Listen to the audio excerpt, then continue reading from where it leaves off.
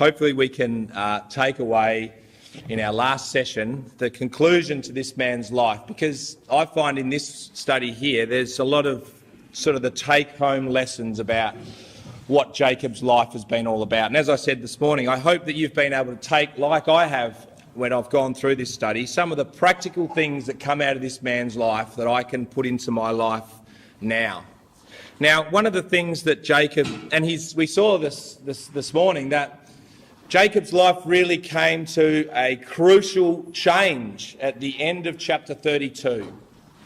And he changes by the sun, we saw. The sun rises on his life and he begins a new life in trusting God. Now, one of the things that does change in his life from this point in is he becomes closer to his God because he has gone through this distressing instance with his God. Now, we sort of feel that in chapter 35 and verse 3. Look what he says in relation to his God. He says, "And let us arise and go up to Bethel, and I will make there an altar unto God." And this is the God he says he's going to make an altar to, "who answered me in the day of my distress and was with me in the way which I went." So Jacob feels a lot closer to his God now because he's been through this tough situation and he's had to rely on God and pray to God in that situation. And now he feels closer to God because this is the God that helped me through this situation. And don't we feel that as well in our lives if we do go through circumstances that are tough? When we do rely on God and God brings us through this circumstance, we become closer to God every time that process happens. We were talking to a couple of people up the front here just during lunch, and Josh actually was telling us about the first time he really relied on God in his life and actually went to him in prayer. And it was about some story where he was whipping another kid with an iron steel ruler, right? And he prayed to God and said, "Please help me, I'm in real trouble at school." And God delivered him from that circumstance. But there are circumstances in life that happen. And when God does answer our prayer, we can see God is real. And that he's not this abstract God that just cares about the meeting or cares about Christadelphians or cares about these characters in the old Bible, but he cares about me. And I can see how he's worked in my life, and that is powerful. Now, you just look back at chapter 33, at the end of that chapter when he met with Esau, the last verse of that chapter, this is what he calls God.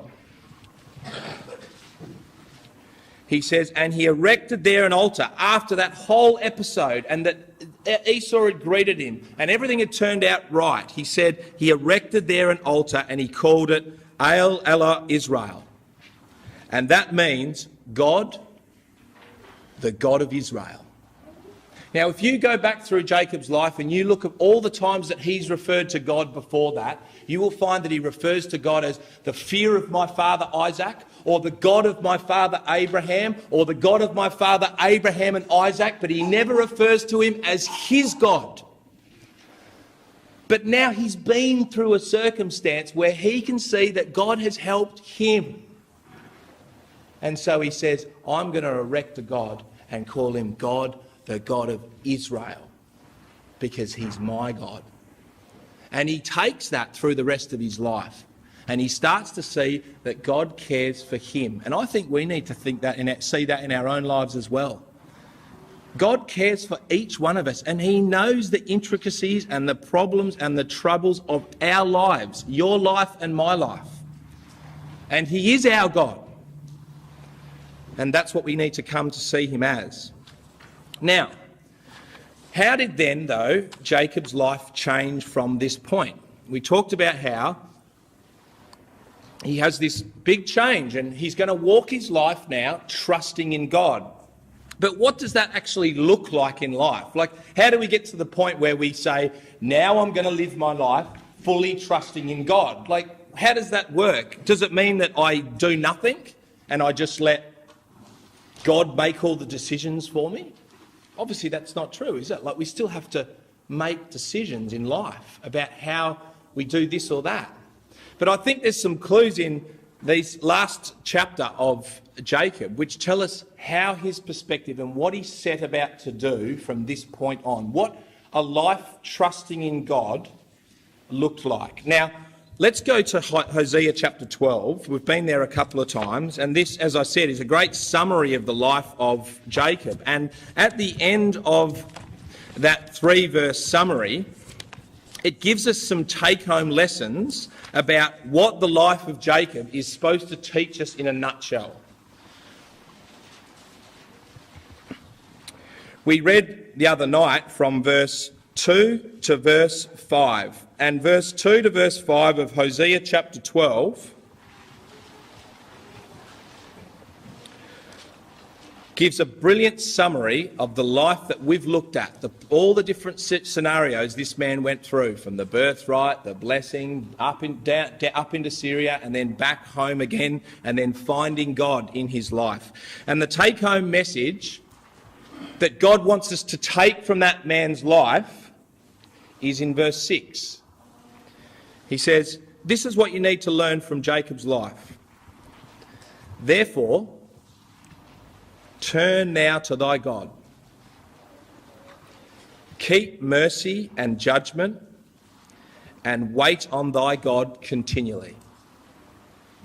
3 things Hosea picks out in that verse that we need to, as an example from Jacob, and what Jacob did do in our life to better trust God. The first one is we need to turn, and Jacob's already done that. That word means to return to God.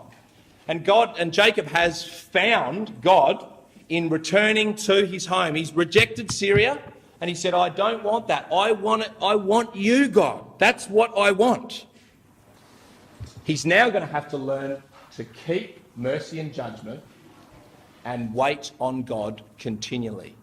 Now, just in relation to him returning to God, it's actually really interesting. Did you notice how Esau greeted Jacob? Just come back to chapter 33.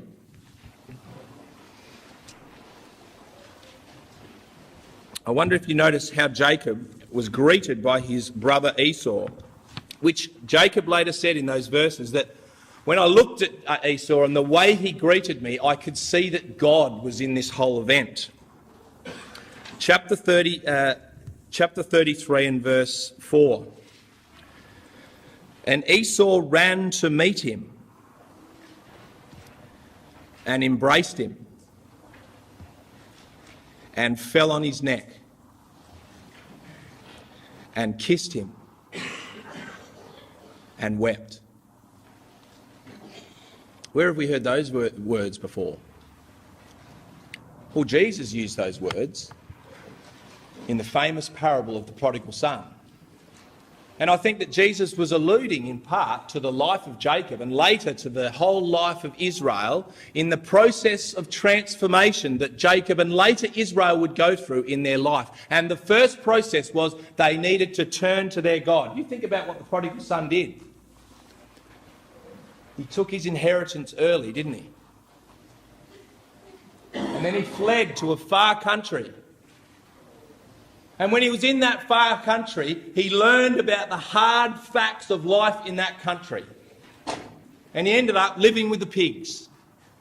And when he was living with the pigs and he thought about the life that looked so glamorous at the start, he started to long for his father's house. And think how beautiful it was living with his father. And he made a determination in his heart. I want to go home to my father's house and be with him. And he returned and was greeted with great joy. Now, isn't that the process that Jacob went through? Jacob grasped the inheritance early and unjustly, really. And then he was sent off fleeing into a far country, and he learnt there the hard facts of Syrian life. And the conclusion that he came to was, I don't want that life. I want the life that God had for me. And he started to think about his father's house. And he started to think about the promises that were made to his father and to his grandfather before him. And he said, I want to return. And he was nervous about returning, wasn't he? Worried about how Esau would greet him. Worried about whether he would get home at all.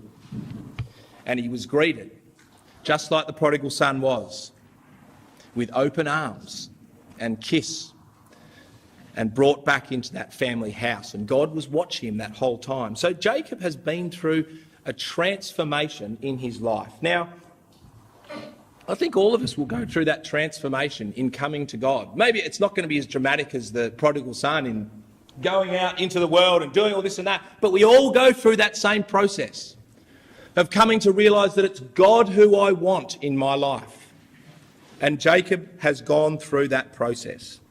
Now, the next thing, though, he does is that God says, I want you to keep mercy and judgment. And that's the first step in coming to trusting God. If you're going to trust in God and live your life trusting in God, what is that going to look like? Well, the first thing that's going to look like is you're going to start doing what God says. Because you're going to start believing and trusting that what he's told you to do, I should do. Because God puts in the Bible, he says, this is the best way for you to live and for your family. And if you're really going to trust God, that is going to manifest itself in you starting to say, you know what? I actually need to start personally and with my family doing what God says. That's what I need to start doing if I'm going to trust in God. And that's what this proverb says in Proverbs chapter 3, verse 5 to 6. He says, trust in the Lord with all thy heart. Lean not on your own understanding. And what will that look like in your life? In all your ways acknowledge him, and he shall direct your paths. If we're going to start living a life of really trusting in God, that means doing what he says and starting to put those things into our lives. And this is what Jacob does. He says, I'm going to start actually living the truth, me and my family. I've been sort of going here and there and going after my career, and I'm chasing my dreams in Syria. No. I actually want to start living the truth with me and my family. And that's what he does at the start of chapter 3. Look what he does. 35, not chapter 33. And God said unto Jacob, arise and go to Bethel and dwell there, and make there an altar unto God that appeared unto thee when thou fleddest the face of thy brother Esau. God says, I need you now to go home to Bethel, to your father's house. And so Jacob does that. But before he does that, look what he does in verse 2. This is what he says to his family. He says, and Jacob said unto his household and to all that were with him, put away the strange gods that are among you, and be clean and change your garments. So he says to his family, right, we're starting a whole new life. And we're getting rid of all the idols. And he probably looked at his family, and they've been living in Haran with Laban, right? They've been hanging out with their cousins, and they've got all sorts of different stuff going on. They've been influenced by other people, and Jacob hasn't even realised it. And it manifests itself in the previous chapter, chapter 34, that chapter where Dinah ends up going off with another man. And then his sons are so brutal, they go and slay the whole town. And Jacob's like, look at my family. While I've been off chasing my dreams or not completely focused, I've just let my family wander and go down a path that is nothing like what God wants them to be. And so this is like a restart moment for Jacob, like a line in the sand. And he says to his family, look, all the idols are out. And he takes all those idols. And what does he do with them? Well, he buries them under an oak tree. In verse 4, and they gave unto Jacob all the strange gods which were in their hand, and all their earrings which were in their ears. And Jacob hid them under the oak which was in Shechem. So he takes all those idols and he puts them into the ground, and he buries them.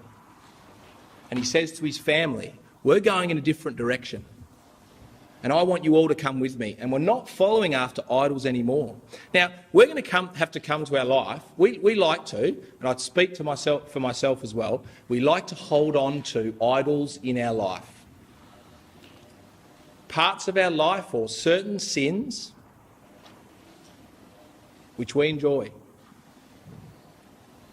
But if we really thought about the effects of those, they have massive effects upon ourselves, and they ultimately will have massive effects upon our families. And Jacob sees this clearly. And he says, I need to come to an oak. And I need to, for me and my family, if we're really going to trust in God, I need to start doing what God told me to do, even though that's going to be hard and I'm going to have to let go of some of these things that I love doing. And so he buries them down in the ground and he says, from now on, me and my household, we're going to serve God. So what he does is he determines the direction of his household at this point. And I think that's a really important point. We've got to get to the point, and I suppose a lot of you I look out here, not everyone, but a lot of you are probably in a similar circumstance to myself, where you have fairly young children or children that are growing up. And what I learnt from this about Jacob is he reaches a point where he has to set the tone for his house and what that house is going to stand for. We're not just going to roll on in life and just do as we please and do as we want and just expect that our household is going to turn out. Jacob here says, this is how our household is going to go. You know, I can remember from my own life growing up, I can distinctly remember a time in my family where my dad made that decision. And he said, this is the direction that our house is going to go. And maybe before that it wasn't going in that direction in all parts. But I specifically remember that. And that's what Jacob does. And that's what we've got to do with our families. We can't expect that our children, and as they grow up and to become teenagers, that all of a sudden everything's just going to rise. I mean, it's going to be complex as it is. We need to set the direction of our family, of where we want to head. And that is trusting in God and saying, I'm going to start doing what he said. Now, you know what? Joshua copied this. Joshua remembered what Jacob did with his family, and he said, I want all Israel to make this same stand. Just come to Joshua chapter 24.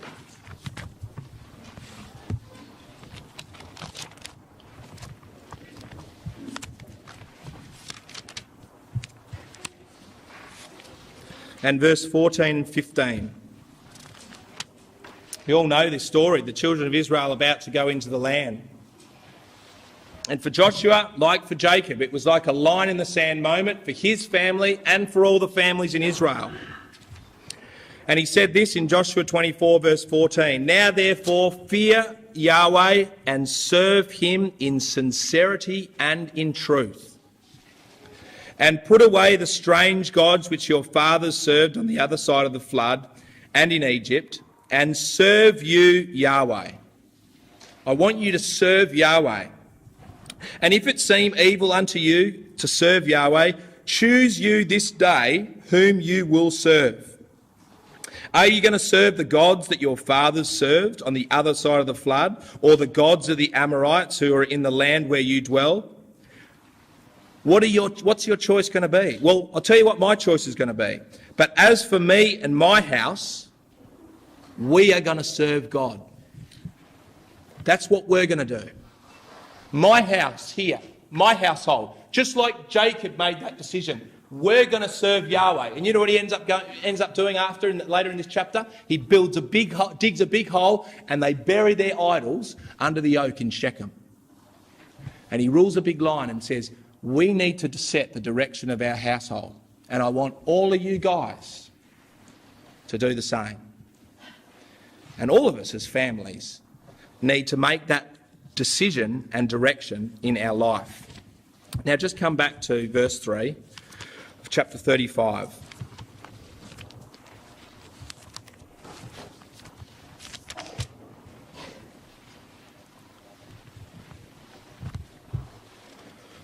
verse 6. He finally, after 40 years, he returns to this nation of, this city of Bethel. And it says there in verse 6, so Jacob came to Luz, which is in the land of Canaan, that is Bethel, and he and all the people that were with him. So he returns finally to Bethel. But he says there, and it says that a number of times, that he came to Luz, or it was previously called Luz, but now it's called Bethel. Luz means crooked, or almond tree. And the reason why it means almond tree is because the branches of an almond tree are crooked. And Jacob has gone through a transition, hasn't he? From the crooked deceiver to now coming to dwell in the house of God. That's the transition that he has been through. And you know what? It was the same transition that his grandfather Abraham went through. It's actually beautiful how exactly the same it is. Just quickly come back to Genesis chapter 13. Abraham went through this same process.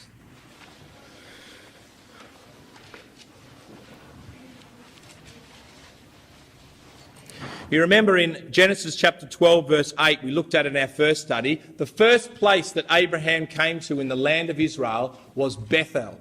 And it was there which he began a relationship with God. Verse 8 of chapter 12 said he began to call on the name of Yahweh.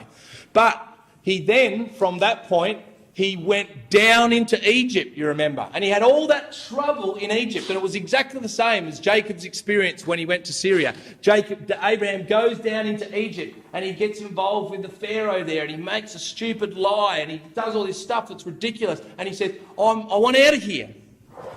And he returns back to Bethel, and he does that in verse 3 of chapter 13. And he went on his journey from south even unto Bethel, unto the place, this is the place, where his tent was at the beginning, between Bethel and Ai, unto the place of the altar which he made there at the first. And there Abraham called unto the name of Yahweh. So Abraham had made the decision, like Jacob would later do, that he was not interested in Egypt. And he presses the restart button in his own life again and the life of his family. And says, I want to serve Yahweh, like Jacob and Joshua would later do. Now, you come and look at the next thing that Jacob does, which is really interesting. Verse 8 of chapter 33. After he's reached Bethel, it says, but Deborah, Rebekah's nurse, died. And she was buried beneath Bethel under an oak, and the name of it was called Alan Bakuth.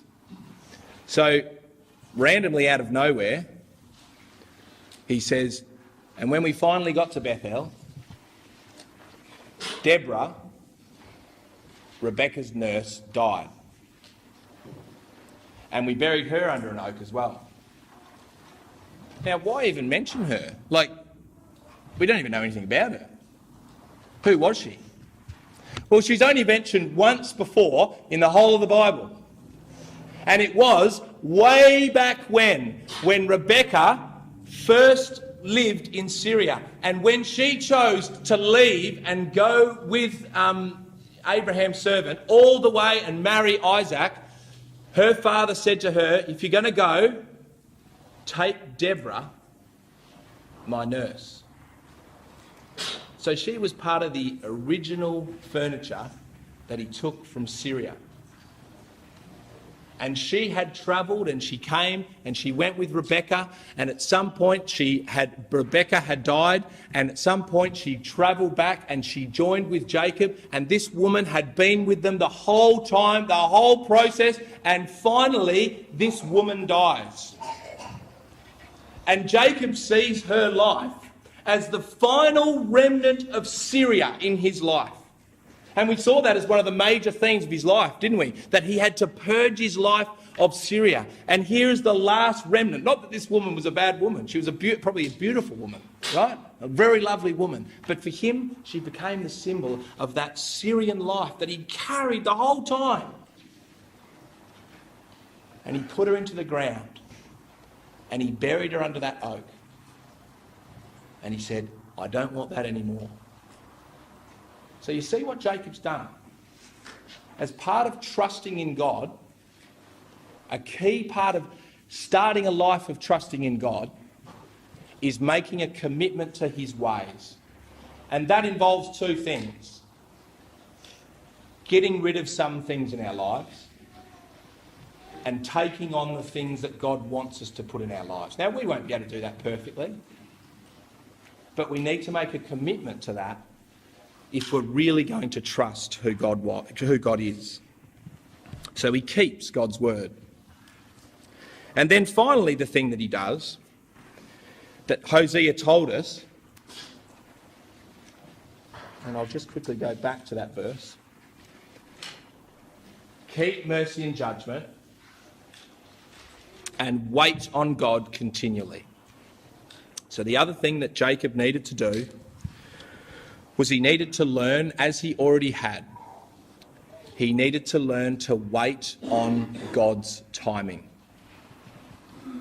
And that's a hard thing for us to do. And Jacob takes on this new identity in verse 10. And God said unto him, your name is Jacob. So he reiterates what he told him in chapter 32. He says, your name is Jacob. Your name shall not be called any more Jacob, but Israel shall thy name be called. And he called his name Israel, which we saw this morning meant power with God, or living as God is the power in your life. And God says, this is how you're going to live your life from this point on. And it means actively waiting on God from this point. Now, you will see as you go through the remainder of Jacob's life, and of course from this point on, the focus of the record is not really Jacob. It turns to his sons, Joseph, as the main person. But Jacob is in there a little bit. But you will notice, and I'm sure you know, that throughout that process, Jacob is called interspersedly Jacob and Israel. And I believe what the record is trying to tell us, particularly when it uses his name Israel, is that's the moments when he really is trusting in what God has told him to do, and he's living out the principles which God said. Because he needed to learn to wait. And that process was going to take him a lifetime of learning. We were talking this morning after the meeting this morning, saying, okay, how do you wait on God like that? How do you learn to trust him? And do you get to a point where you're completely trusting God now and I don't need anything more? And the answer is no. Because what happens is, as life goes on, and I find it myself at reaching the age of 40, it gets more complex. And while I might have been able to, when I first got married, right, or even before that, when I was a teenager, I can control my life to a certain point. And then I get married and I've got my family and I can sort of control it to the point there. And then I have little children and life becomes even more complex to that point. And then my children are growing up into teenagers, and I'm sure that presents a whole lot of more problems because they grow up to adults and they have their aspirations and what they want to do. And then I've got grandchildren and it's more and more complex. And the longer I go on, the more I realise that I can't control everything and that I need to wait on my God. And that's what Jacob had to do. And his life from here on in is full of so many different things that happen to him, isn't it? And they're tragic things, a lot of them, as our lives are sometimes full of. But through all those things that he has to go through, he has to learn to wait on God. Almost straight after this, after he's been in the land for not very long, his son Reuben goes off with one of his wives. And that would have caused awful trouble in the family. And it would have humiliated him. And he had to go through that and work out the best way forward and then wait on his God. A few years later, in Genesis chapter 37, he's embroiled in the troubles of his life, and particularly the hatred of his sons for his treasured son Joseph. And they can't stand him, and it's causing problems with his other wives, and there's all sorts of problems and contention in the home. And he waits on his God through all that. And then, of course, he loses Joseph. And that probably would have been the hardest thing of all, wouldn't it? My favourite son. And he would have thought about the dreams that Joseph had. And it said that he pondered those dreams. What could they mean? What was the destiny of Joseph? What did God have in store for my favourite son who I love, who I know is a lover of God? He must be surely the promised boy. And then he's taken. And Jacob doesn't know what it means. What does God want in my life now? What direction's he taking me in? And he waited on God. He had no choice. And he waited on God as Joseph went on a different pathway in life. And he didn't even know about it. And then his second son, Judah, he goes and disappoints him as well. And he chooses a completely different lifestyle to what Jacob wanted. And that's hard, isn't it? That would have been terribly hard for him. But he waited on God. And he trusted in God, that God was watching over him. And then years go past. And the boys grow in the family. And they become more responsible, and they take on more responsible jobs, and they take over the family farm. And then all of a sudden, a new trial comes to this man's life. He would never have got over Joseph, but the years maybe made it a little bit easier for him. But then comes this other trial in his life, and it's this great famine that hits his family. And he comes to his boys and he says, "We've got no choice. We've got to go down to Egypt. I've heard that there's corn in Egypt." And so his boys go down and they buy corn. And then they come back up and they tell him all that's happened. And they say, "We've got corn and we've got food. But if we want to get more, we have to take Benjamin back." Oh, that would have been hard for Jacob, wouldn't it? Oh, I love Joseph. He loved Rachel. And Benjamin was just the last piece left. And the boys say, "We need to take him." And Jacob's like, Why did you even have to tell him about him? I can't let my boy go. And he leaves it weeks and months, hanging on to that boy, not wanting to let him go, until eventually he's got no choice. Come to chapter 43.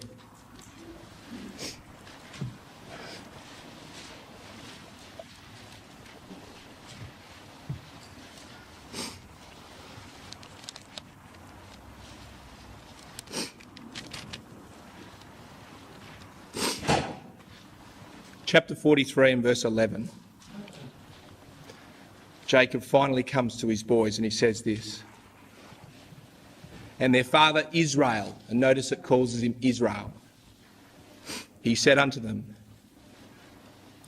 It must not be so now to do this. Take of the best fruits of the land in their vessels and carry them down to the man as a present.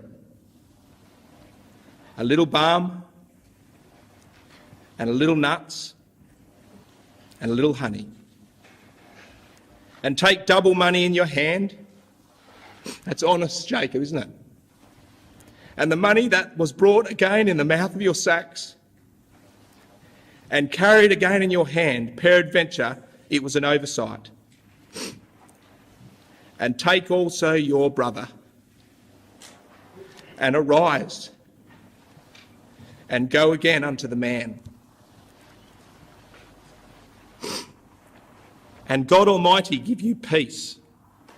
God Almighty give you mercy before the man, that he may send away your other brother and Benjamin. And if I be bereaved of my children, I am bereaved. And there was Jacob, letting go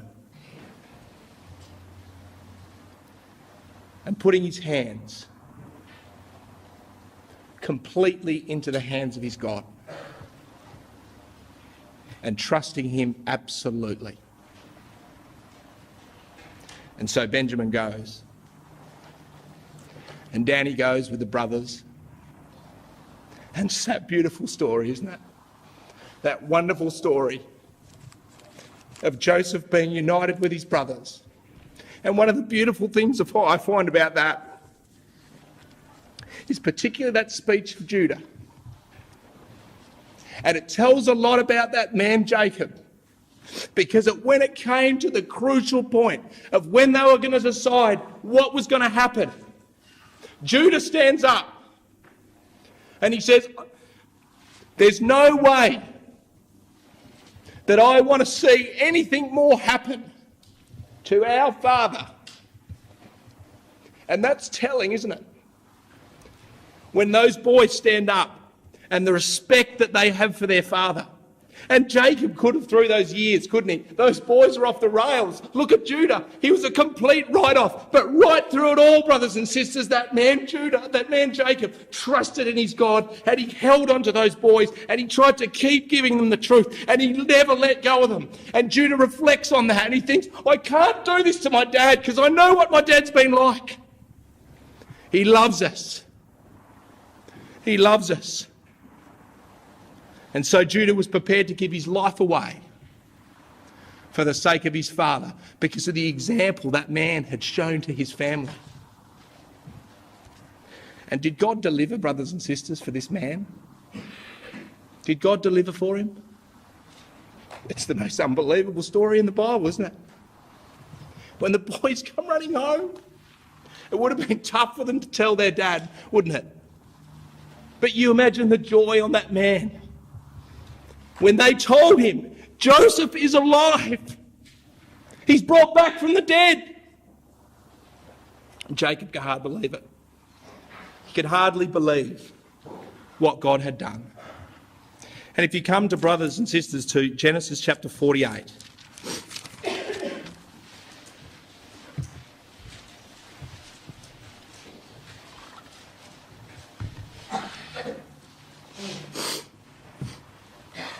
Jacob comes to the end of his life, the last episode in his life with his son Joseph. And in this last chapter, he's looking back at everything that God has done for him. And he reflects upon that. And in this chapter, brothers and sisters, he blesses his two boys. And if you go through that chapter, he's thinking, when he's blessing those two boys, of how his father had come to the realisation and trusted in God absolutely. And of course, he blesses the younger over the older. And in Hebrews chapter 11,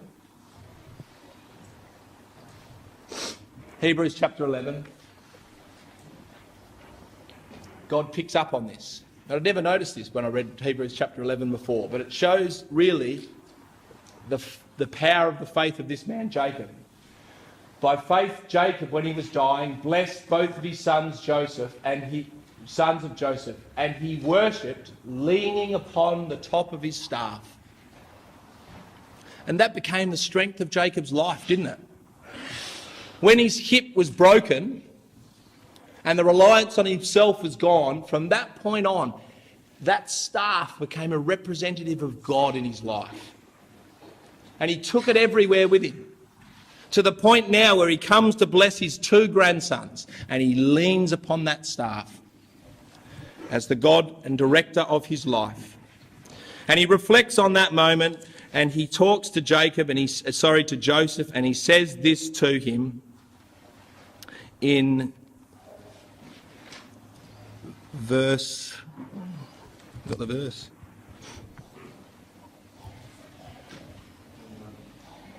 Yeah.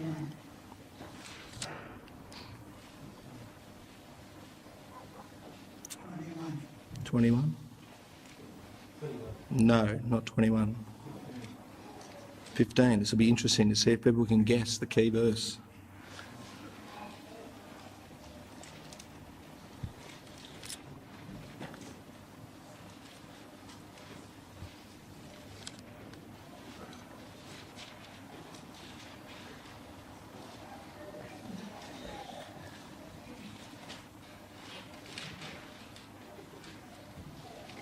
It's got the word shepherd in it. That's a good clue for you.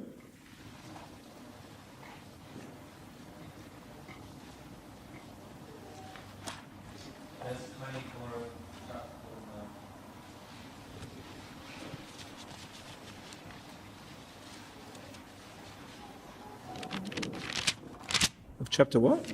I can't believe I can. 49. No.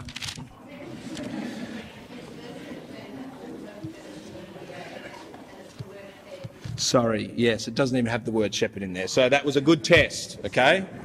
It's a very good test. And my wife's picked it up, brilliant.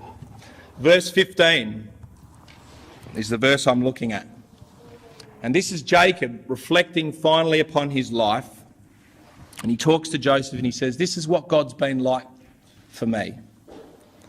He said, and he blessed Joseph and said, God, before whom my fathers Abraham and Isaac did walk, the God which fed me, and that word is shepherded, all my life long unto this day. The angel which redeemed me from the evil, bless these lads, and let my name be named on them and the name of my fathers Abraham and Isaac, and let them grow into a multitude in the midst of earth. And at that moment, Jacob looks back from the old man that he was, and he reflects upon everything that God has done in his life. And he's realised that God has been like a shepherd, hasn't he? God has directed that man with his stick. He's pushed him and prodded him upon that way. He's guided him. He's corrected him at times. And he's directed him. And he's brought him back to the position now where he is. Everything's been made right. All my boys are here. My son Joseph is back from the dead. Benjamin's here. Everything's been made right. And who did it? It was God. It was God that was watching over my life and directing my path the entire time to bring me to this point. He's taken me from Syria and brought me back to Bethel, and he's brought me through great distress to finally to this point in my life. He's guarded me like a shepherd. Now it's interesting to reflect on that as a type of the nation of Israel as well, isn't it? God is doing exactly the same thing for the nation of Israel. And they are exactly like Jacob. They are self-reliant, aren't they, in their own strength. They believe that they have the power of their own destiny. And they've been through a terrible time over the last couple of thousands of years in life in Syria. And they've learnt about all the hard life of Syria. But still they hold on, don't they, to their own self-reliance. And there they are in their country today with all their military might and trying to do allegiance with the people and trying to have schemes and plans to hold on to their situation. And God is watching over them, and he is going to bring them to a point like he brought Jacob, of great distress, where they can't do anything else but grab hold to their God and cling to him, and God will redeem them. It's a beautiful story of the life of Jacob and the life of Israel. And that's our story as well, isn't it, brothers and sisters? And that's hopefully what we've been trying to get across. Jacob's life is ours as well. God was with Jacob through the twists and turns of his life, through the tragedy and through the joy. And his life teaches us, brothers and sisters, that God is with every single one of us. And he will guide us and he will direct us. Let's finish in Genesis chapter 28 and remind ourselves of God's promise to this man.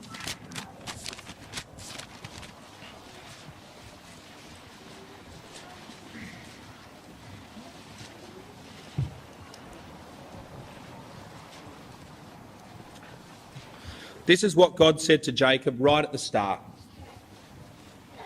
He said, "Behold, I am with you, Jacob. I will keep you in all the places that you go, and I will bring you again unto this land, and I will not leave thee until I have done that which I have spoken to for you." And that's the promise, brothers and sisters, that God makes to each and every one of us here. He says, "I will be with you. I will be with you through all the ups and downs of your life." It reminds me of Paul's words to the Philippians when he said this, "Be confident of this very thing, that he which has begun a good work in you will continue to perfect it until the day of Jesus Christ." That's what God is doing in your life and doing in mine. And he wants us to trust us with that. He wants us to trust him, that he knows the end from the beginning. And sometimes our path will go on a pathway that we didn't expect. Or sometimes an event will happen, like Joseph dying in Jacob's life happens. But God says, just trust me. I know the end from the beginning, and I'm working in your life to bring you to this point, and I will. I'll never leave you, and I'll never forsake you. That's what we can take from the message of Jacob's life. Now, I've summarised it in 5 points. Jacob growing with God. If you can remember these 5 points, then that's something you can take away. Number 1, value your birthright. We've all been given a precious hope of knowing the future. And like Jacob, we need to see value in that. And already we have, many of us, have seen the value of that birthright. Number 2, we need to build on our foundation. All of us we've found, whether it's come from our mum and dad or someone else who has influenced us in the truth, we have come to know God, and we have had examples in our life of people who have tried to serve God. And sometimes those examples haven't been perfect, like Isaac and Rebecca weren't. But just because those examples might not be perfect doesn't mean we write off our foundation. We take the good examples and the moments of faith from those people's lives, we take that and put it into our foundation, and we grow from that. And that's what Jacob did with the example of his mum and dad.